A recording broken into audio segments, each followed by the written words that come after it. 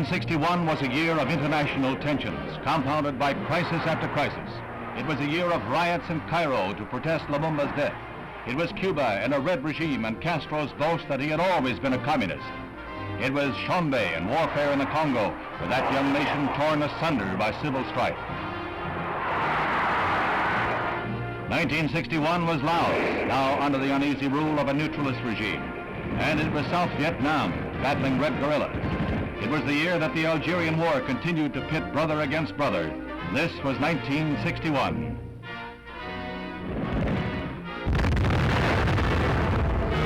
In January, John Fitzgerald Kennedy was sworn in as the 35th President of the United States and began the momentous task of guiding the nation through the critical years ahead. It was a solemn ceremony as he took the oath of office and assumed the burden laid down by Mr. Eisenhower.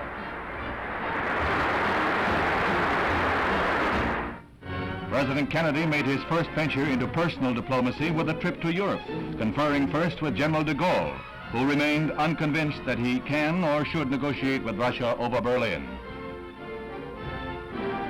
Vienna was a neutral arena for a sparring match between two worlds. The men who hold the power to write tomorrow's history met, smiled, and resolved no problems. The dictator and the president, the East and the West. Constant ally in adversity, Britain received a report on his meetings from Mr. Kennedy. The bond between the two nations grew stronger. For a time, the very effectiveness of the United Nations was threatened when Dag Hammarskjöld was killed while on a peace mission to the Congo.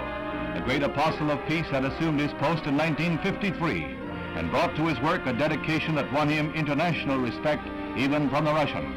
They tried to remove him, but they could never question his integrity.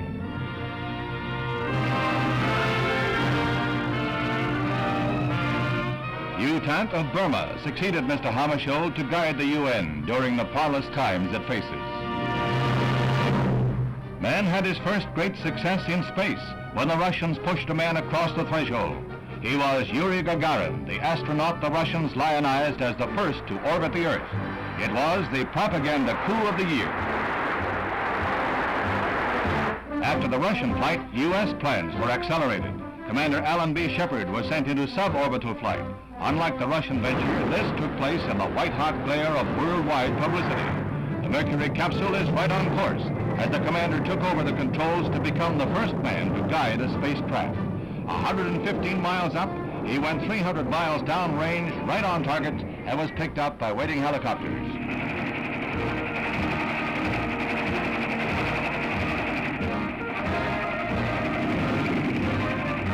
Triumph of Alan B. Shepard, U.S. space pioneer. Following in Commander Shepard's star-studded footsteps came Captain Virgil Grissom.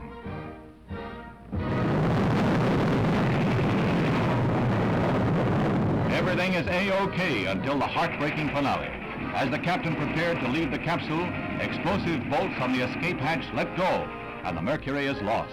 However, the moon gets closer. The line of demarcation in the Cold War lies in Berlin. West Berlin, with its burgeoning prosperity, is a thorn in the side of the Reds.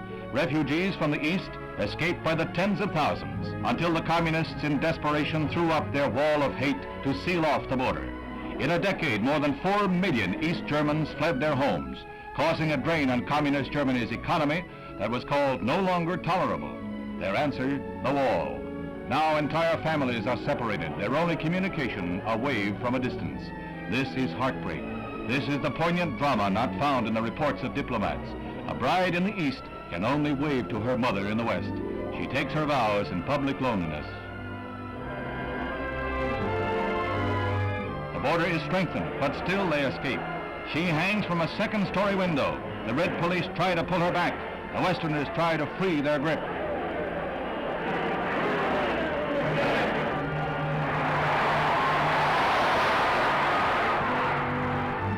East Germans grasp any fleeting chance.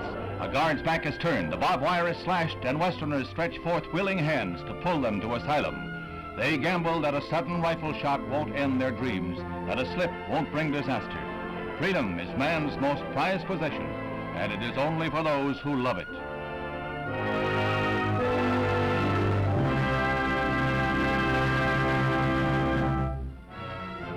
Immediately following the death of Dag Hammarskjöld, the United Nations Assembly heard an historic address that established the policy of the Western world.